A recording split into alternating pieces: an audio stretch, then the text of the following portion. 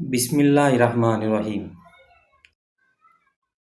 పుస్తకం 3, బుఖారీ షరీఫ్, హదీస్ నంబర్ 56.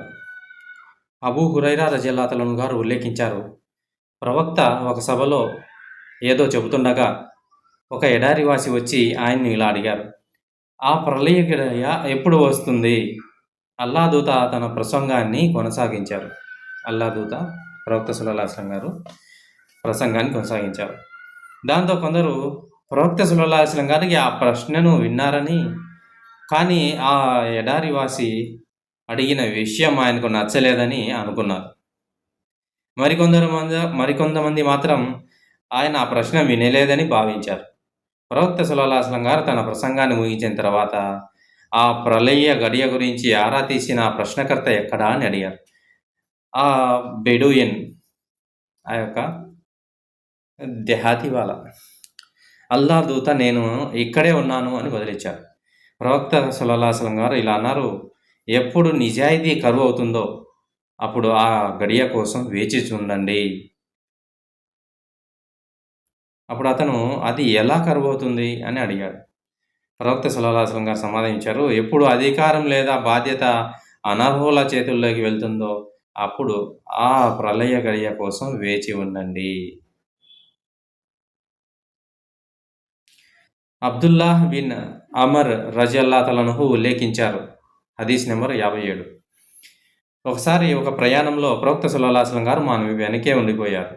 మేము నమాజ్ కోసం వుజూ శుద్ధి చేసుకుంటున్నప్పుడు ఆయన మాతో కలిశారు.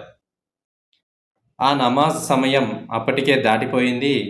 మేము మా పాదాలపై కేవలం తడి చేతులను రుద్దుకుంటున్నామే తప్ప వాటిని సరిగ్గా కడుక్కోవడం లేదు. దాంతో ప్రవక్త మా వైపు తిరిగి బిగ్గరగా ఇలా అన్నారు, 2 లేదా 3 సార్లు మీ మడమలను నరకాగ్ని నుండి కాపాడుకోండి. 2 లేదా 3 సార్లు మీ మడలను నరకాగ్ని నుండి కాపాడుకోండి అని చెప్పినారు. నమాజ్ సమయం అయిపోయిందని వాళ్ళు తొందరగా చేస్తున్నారన్నమాట. పాదాలకు తడి రుద్దుతున్నారు. అప్పుడు ప్రవక్త గారు బిగ్గరగా చెప్పారన్నమాట, 2 లేదా 3 సార్లు మీ మడమలను నరకాగ్ని నుండి కాపాడుకోండి. హదీస్ నెంబర్ 58. ఇబ్నే ఉమర్ రజియల్లాహు అన్హు గారు ఉల్లేఖించారు, అల్లాహ్ దూత ఇలా అన్నారు, చెట్లన్నిటిలోనూ ఒక చెట్టు ఉంది, దాని ఆకులు రాలిపోవు. అది ఒక ముస్లింను పోలి ఉంటుంది. ఆ చెట్టు పేరేమిటో నాకు చెప్పండి. అందరూ ఎడారి ప్రాంతాల్లో పెరిగే చెట్ల గురించి ఆలోచించడం మొదలుపెట్టారు. నాకు ఖర్జూరపు చెట్టు గుర్తుకు వచ్చింది. కానీ ఇతరుల ముందు సమాధానం చెప్పడానికి నేను సిగ్గుపడ్డా. చివరకు నేను ప్రవక్త, ఆ చెట్టు పేరేమిటి అని అడిగాను. ఆయన ఇలా బదిలిచ్చారు, అది ఖర్జూరపు చెట్టు. ఎవరితో పోల్చినారు ఈ ఖర్జూరపు చెట్టుని? ముస్లింతో పోల్చినారు అన్నమాట. ఎందుకంటే ఆ చెట్టు ఆకులు రాలిపోవన్నమాట. ఇబ్నే ఉమర్ రజియల్లాహు అన్హు గారు ఉల్లేఖించారు, ప్రవక్త సల్లల్లాహు అలైహి వసల్లం గారు ఇలా అన్నారు, చెట్లన్నిటిలోనూ ఒక చెట్టు ఉంది, దాని ఆకులు రాలవు, అది ఒక ముస్లింను పోలింది. ఆ చెట్టు పేరేమిటో నాకు చెప్పండి. అందరూ ఎడారి ప్రాంతాల్లో పెరిగే చెట్ల గురించి ఆలోచించడం మొదలుపెట్టారు. నేను మాత్రం ఖర్జూరపు చెట్టు గురించి ఆలోచించాను. అప్పుడు మిగిలిన వారు, ఓ ప్రవక్త, ఆ చెట్టు పేరు ఏమిటో దయచేసి మాకు తెలియజేయండి అని అడిగారు. హదీస్ నెంబర్ 60.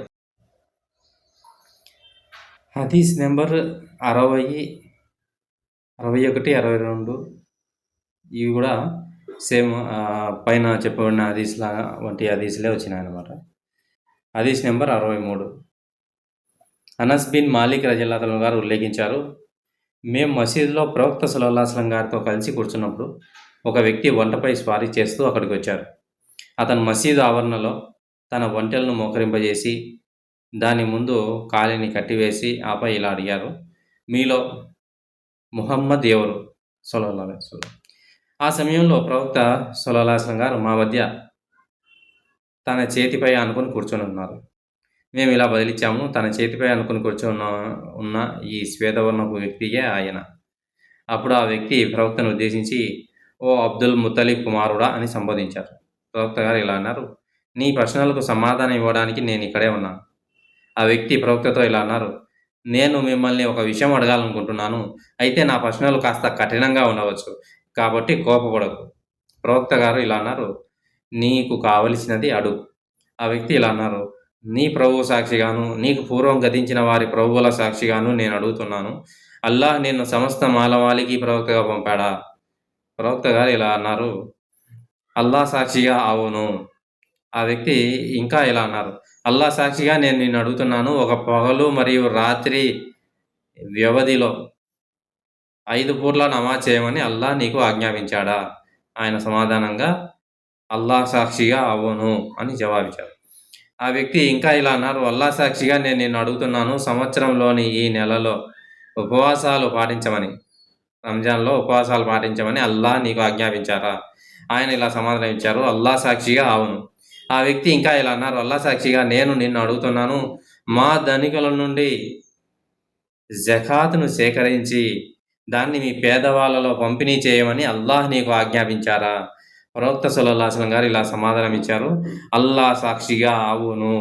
అప్పుడు ఆ వ్యక్తి ఇలా అన్నారు, నువ్వు ఏ సందేశంతో పంపబడ్డావో వాటన్నిటిని నేను విశ్వసించాను. నా ప్రజల తరపున ఒక దూతగా నేను పంపబడ్డాను. నేను బనీ సాద్ బిన్ బకర్ వంశీయులకు చెందిన దిమాం బిన్ తలబాను. హదీస్ నెంబర్ 64. అబ్దుల్లా బిన్ అబ్బాస్ రజల్లాహు అన్హు గారు ఉల్లేఖించారు, ఒకసారి ప్రవక్త సల్లల్లాహు అలైహి వసల్లం గారు ఒక వ్యక్తిని ఒక లేఖను ఇచ్చి దాన్ని బహ్రెయిన్ గవర్నర్‌కు అందజేయమని ఆజ్ఞాపించారు. ఆ వ్యక్తి అలాగే చేశాడు. మరియు బహ్రెయిన్ గవర్నర్ ఆ లేఖను ఖుస్రుకు పంపారు. ఖుస్రు ఆ లేఖను చదివి దానిని ముక్కలు ముక్కలుగా చింపివేశారు.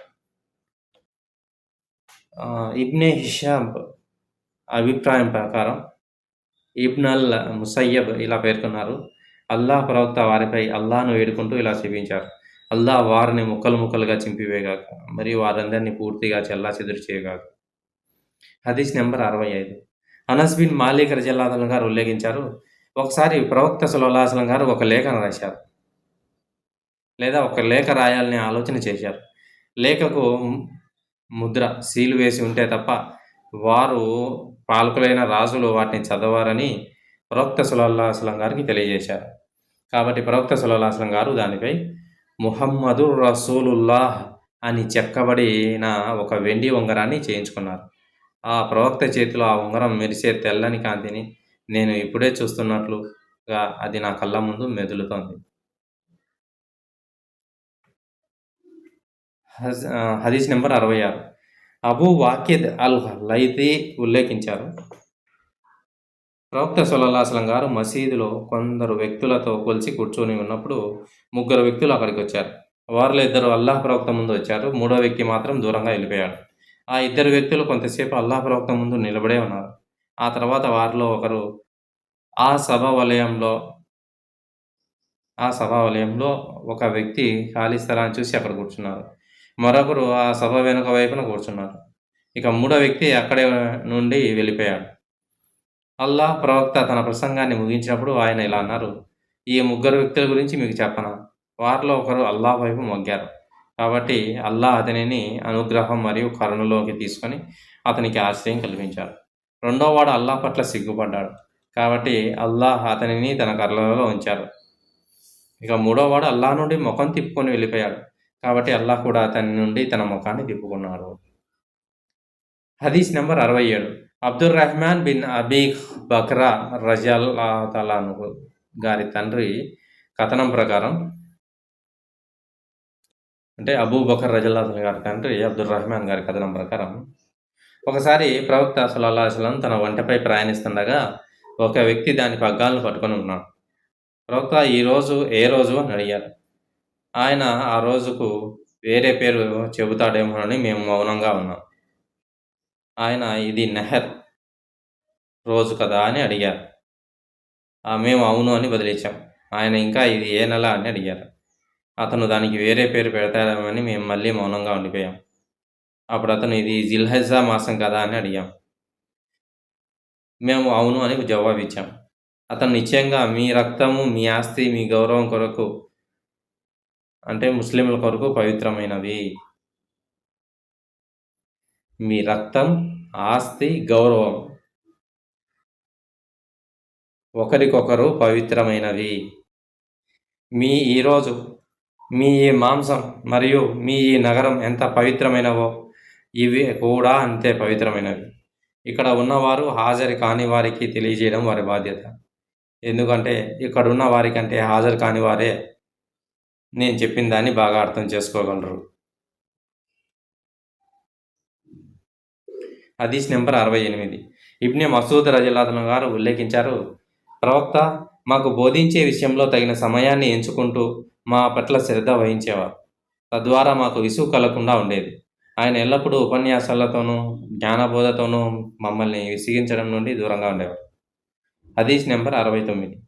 అనస్ బిన్ మాలిక్ రజియల్లాహు గారు ఉల్లేఖించారు, ప్రవక్త సల్లల్లాహు అలైహి వసల్లం గారు ఇలా అన్నారు, ప్రజలకు మతపరమైన విషయాలలో పనులను సులభతరం చేయండి, వారికి కష్టంగా మార్చకండి, వారికి శుభవార్తలు తెలియజేయండి, వారిని ఇస్లాం నుండి పారిపోయేలా చేయకండి.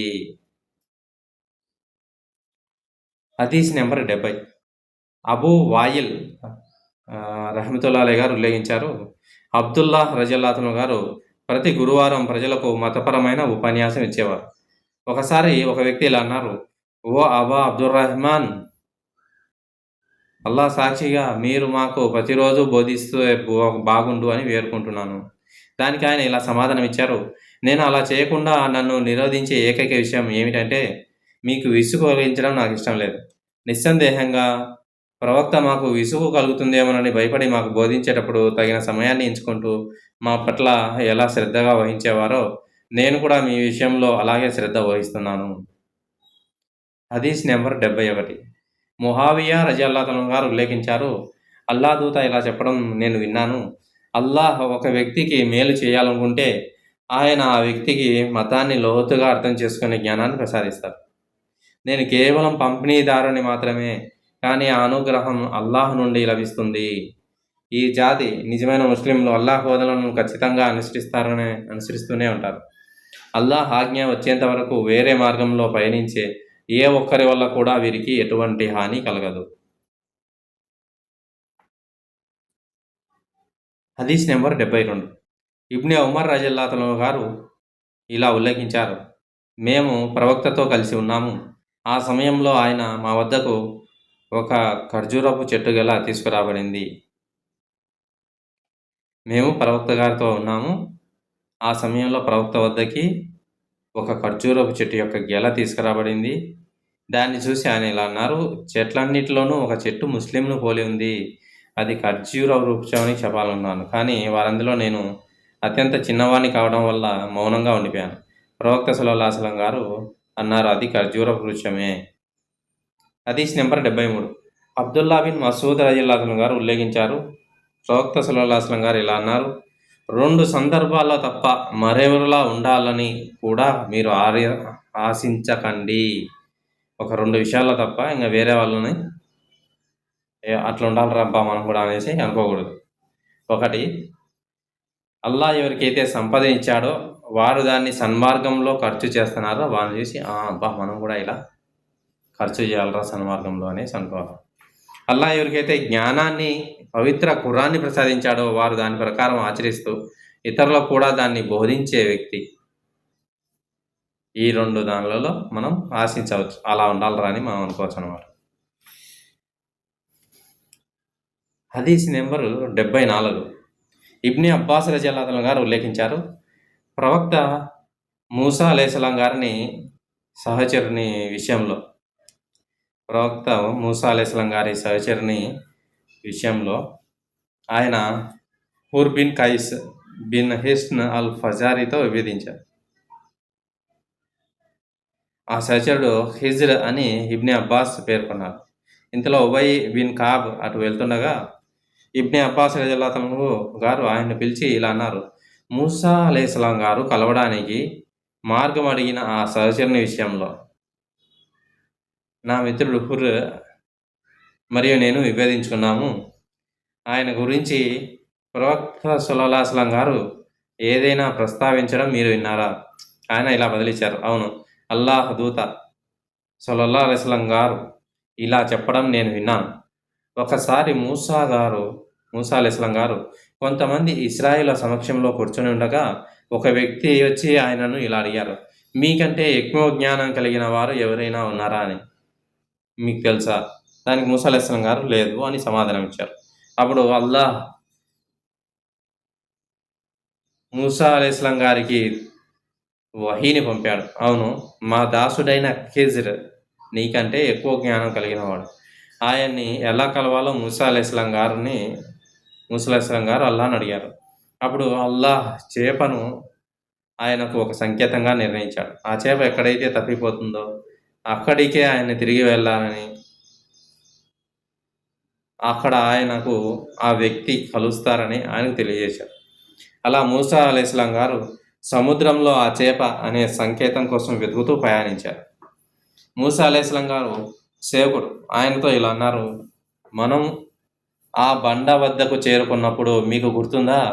నేను ఆ చేప విషయాన్ని మర్చిపోయాను. ఆ విషయాన్ని గుర్తించుకోకుండా నన్ను మర్చిపోయేలా చేసింది షైతాన్ తప్ప మరెవరు కాదు. దానికి మూసా అలైహిస్సలాం గారు ఇలా అన్నారు, మనం వెతుకుతున్నది సరిగ్గా దాన్నే కదా! కాబట్టి వారు తాము తెచ్చుకున్న దారిలో తిరిగి వెనక్కి వెళ్ళారు. అక్కడ వారికి ఖిజ్ర్ అలైహిస్సలాం గారు కనిపించారు. వారికి తదనంతరం ఏం జరిగిందో అల్లాహ్ పవిత్ర ఖురాన్‌లో వివరించారు. ఇవి ఖురాన్‌లో వచ్చిన ఆయతుల్లో 18వ సూరాలోంచి తీసుకున్నారన్నమాట. 18వ సూర 64వ ఆయత నుంచి ఈ యొక్క సూరా కహఫ్‌లో వస్తాయి మనకి. ఇబ్న్ అబ్బాస్ రజియల్లాహు తఆలా అన్హు గారు ఉల్లేఖించారు, ఒకసారి ప్రవక్త సల్లల్లాహు అలైహి వసల్లం గారు నన్ను కౌగిలించుకొని ఇలా అన్నారు, ఓ అల్లాహ్, ఇతనికి ఖురాన్ యొక్క జ్ఞానాన్ని ప్రసాదించు. అల్లాహు అక్బర్. హదీస్ నెంబర్ 76 ఇబ్న్ అబ్బాస్ రజియల్లాహు తఆలా గారు ఉల్లేఖించారు, ఒకసారి నేను ఒక ఆడగాడిదపై స్వారీ చేస్తూ వచ్చాను. అప్పటికి నేను యుక్త వయసుకు చేరుకున్నాను. అల్లాహ్ ప్రవక్త సల్లల్లాహు అలైహి వసల్లం గారు మీనాలో నమాజ్ చేస్తున్నారు. ఆయన ముందు ఎటువంటి గోడ లేదు. వారు నమాజ్ చేస్తున్న సమయంలో నేను వారి వరుసలలోని కొంత భాగం ముందుగా దాటి వెళ్ళాను. అక్కడ నేను ఆ ఆడగాడిదను మేత మేయడానికి వదిలేసి నమాజ్ వరుసలో చేరాను. దీనికి ఎవరూ అభ్యంతరం తెలపలేదు.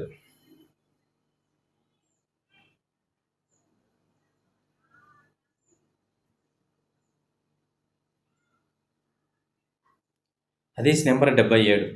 నాకు 5 ఏళ్ల వయసున్నప్పుడు జరిగిన ఒక సంఘటన నాకు ఇంకా గుర్తుంది. ప్రవక్త సల్లల్లాహు అలైహి వసల్లం గారు ఒక బకెట్ బావి నుండి నీరు తోడడానికి వాడే పాత్ర నుండి తన నోటితో నీరు తీసుకొని నా ముఖం మీద చల్లారు.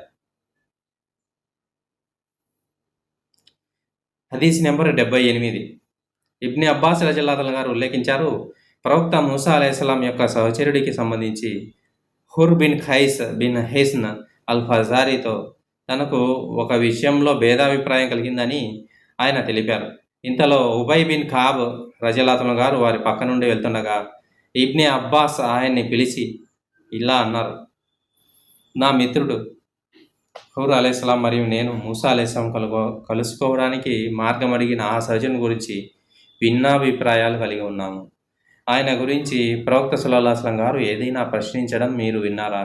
దానికి ఉబయ్ బిన్ కాబ్ రజియల్లాహు అన్హు గారు ఇలా సమాధానమిచ్చారు, అవును, ఆయన గురించి ప్రస్తావించడం నేను విన్నాను. ఆయన ఇలా చెప్పారు, ఒకసారి మూసా అలైహిస్సలాం కొంతమంది ఇశ్రాయేలీయులతో కలిసి కూర్చున్నప్పుడు ఒక వ్యక్తి ఆయన వద్దకు వచ్చి, మీకంటే ఎక్కువ జ్ఞానం కలిగిన వారు ఎవరైనా మీకు తెలుసా అని అడిగారు. దానికి మూసా అలైహిస్సలాం గారు లేదు అని సమాధానం ఇచ్చారు.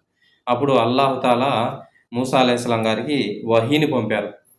అవును, మా దాసుడైన ఖిజ్ర్ నీకంటే ఎక్కువ జ్ఞానం కలిగిన వాడు. మూసా ఆయన్ని ఎలా కలుసుకోవాలా అని అల్లాహ్‌ను అడిగారు. అప్పుడు అల్లాహ్ ఒక చేపను ఆయనకు సంకేతంగా నిర్ణయించారు. ఆ చేప ఎక్కడైతే తప్పిపోతుందో అక్కడికే తిరిగి వెళ్తే అక్కడ ఆయన్ని కలుసుకోగలరని మూసా అలైహిస్సలాం గారికి తెలియజేశారు. దాంతో మూసా అలైహిస్సలాం గారు సముద్రంలో ఆ చేప అనే సంకేతం కోసం వెతుకుతూ ప్రయాణించారు. మూసా అలైహిస్సలాం వెంట ఉన్న సేవకుడు ఇలా అన్నారు, మనం ఆ బండరాయి వద్ద చేరుకున్నప్పుడు జరిగిన విషయం మీకు గుర్తుందా? నేను ఆ చేప గురించి చెప్పడం పూర్తిగా మర్చిపోయాను. షైతాన్ తప్ప మరెవరూ నన్ను ఆ విషయాన్ని మర్చిపోయేలా చేయలేదు. దానికి మూసా అలైహిస్సలాం గారు, మనం వెతుకుతున్నది సరిగ్గా దాన్నే. దాంతో వారు తాము వచ్చిన దారిలోనే వెనక్కి తిరిగి వెళ్ళారు. అక్కడ వారికి ఖిజ్ర్ అలైహిస్సలాం గారు కనిపించారు. ఆ తర్వాత వారి మధ్య జరిగిన విషయాలన్నీ పవిత్ర ఖురాన్‌లో అల్లాహ్ తెలియజేశారు. సూరా కహ్ఫ్‌లో మనకి 54 నుంచి 82 ఆయత వరకు ఆ తర్వాత జరిగిన వృత్తాంతం అనేది ఉందన్నమాట. సూరా కహఫ్. అబూ మూసా రజియల్లాహు తఆలా గారు హదీస్ నెంబర్ 79. అబూ మూసా రజల్లాహు గారు ఉల్లేఖించారు. ప్రవక్త సల్లల్లాహు అలైహి వసల్లం గారు ఇంకా ఇలా అన్నారు, అల్లాహ్ నన్ను పంపిన మార్గదర్శకత్వం జ్ఞానానికి ఉపమానం ఏమిటంటే, భూమిపై కురిసిన సమృద్ధి అయిన వర్షం వంటిది. ఆ భూమిలో కొంత భాగం సారవంతమైన నేల. అది వర్షపు నీటిని పీల్చుకొని అపారంగా జానాల్ని, గడ్డిని మొలిపించింది. ఆ భూమిలో మరొక భాగం గట్టిగా ఉంది. అది వర్షపు నీరుని నిల్వ ఉంచింది. తద్వారా అల్లాహ్ ప్రజలకు ప్రయోజనం చేకూర్చారు. వారు ఆ నీటిని తాగడానికి, తమ పశువులను తాగించడానికి మరియు వ్యవసాయ భూములకు నీరు పారించడానికి ఉపయోగించుకున్నారు. ఆ భూమిలో కొంత భాగం నిస్సారమైనది. అది నీటిని నిల్వ ఉంచుకోలేకపోయింది.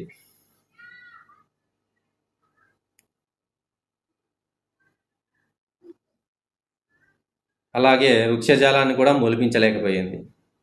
మొదటి రకము భూమి. ఎవరికి ఉపమానం అంటే, అల్లాహ్ యొక్క ధర్మాన్ని గ్రహించి, అల్లాహ్ నా ద్వారా అవతరింపజేసిన జ్ఞానం నుండి ప్రయోజనం పొంది, తాను నేర్చుకొని ఇతరులకు బోధించే వ్యక్తి. తాను నేర్చుకొని తర్వాత ఇతరులకు బోధించే వ్యక్తి. రెండవది వచ్చేసి చివరి రకం ఉపమానం వచ్చేసి, ఆ జ్ఞానాన్ని పట్టించుకోకుండా అల్లాహ్ నా ద్వారా అవతరింపజేసిన మార్గదర్శనాన్ని స్వీకరించని వ్యక్తి. అంటే నిస్సారమైన భూమి. ఆ భూమి బీడు భూమి, ఎటువంటి పనికిరాదనమాట. ఆ భూమితో సమానం అనేసి చెప్పినారనమాట. అల్లాహ్ తాలా మనము వినిన దాన్ని పై ఆచరణ చేసే భాగ్యాన్ని ప్రసాదించుగాక. సుబ్హానల్లాహి వ బిహమ్దిహి సుబ్హానకల్లాహుమ్మ వ బిహమ్దిక వ నష్హదు అల్లా ఇలాహ ఇల్లా అంత వ నస్తగ్ఫిరుక వ అతూబు ఇలైహ్.